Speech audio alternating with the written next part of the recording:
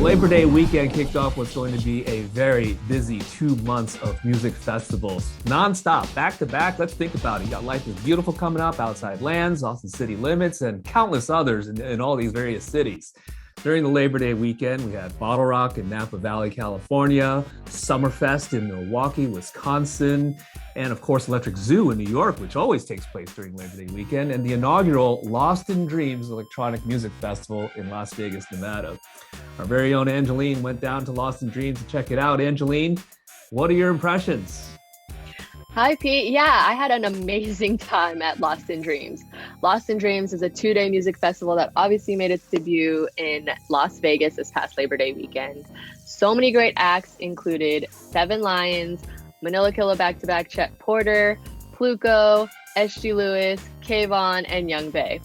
Festival organizers Insomniac did a great job with this brand new festival in light of the current health conditions.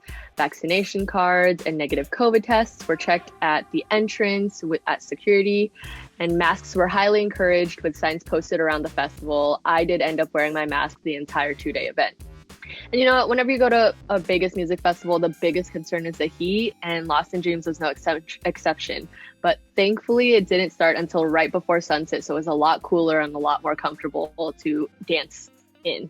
There were a lot of great highlights from the festival this weekend.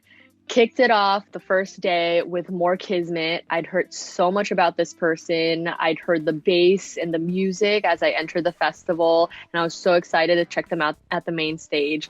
They had an amazing set to kick it off. They brought such an amazing energy, and the crowd was feeding off it. They interacted with the crowd, recapping their experience, performing live throughout the summer, playing Lost in Dreams, and even surprised the crowd with some new unreleased music.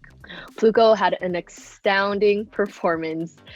I'd seen them before, so I knew that it was going to be a great set. The crowd was so hyped, and everyone lost their mind when he dropped Lovesick by Muramasa.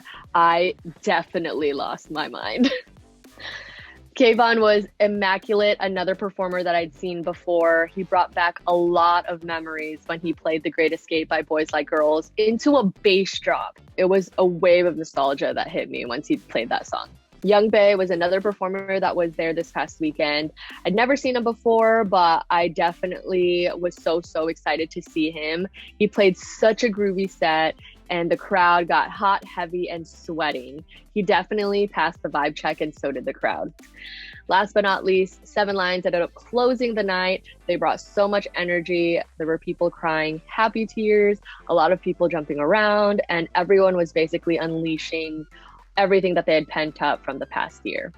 Overall, it was a successful, fun event presented by Insomniac with such great music and installations. 10 out of 10 would definitely come back again to Lost in Dreams in the future. Sounds like a great time, Angeline. I have a couple questions with regard to the health situation and what we've seen at various shows in different cities. What was the scene like in Las Vegas? In particular, this is an EDM fest. It's hot. Were there a lot of people wearing masks?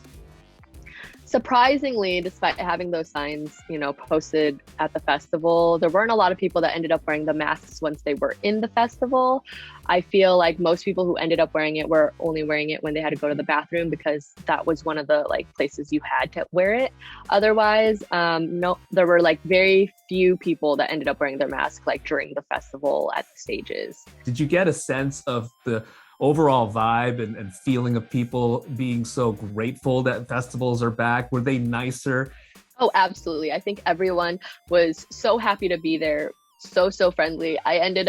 Funny enough, I ended up being, there's this thing at raves when, people share candy and they do they do peace, love, and they do the hand holding. Somebody ended up doing that with me and giving me candy, which was a little bracelet. So that was really cool, and no one had ever done that to me before, so I was all oh, people are so sweet here. Wow, sounds like a great time. Angeline, thanks so much. You're welcome, Pete.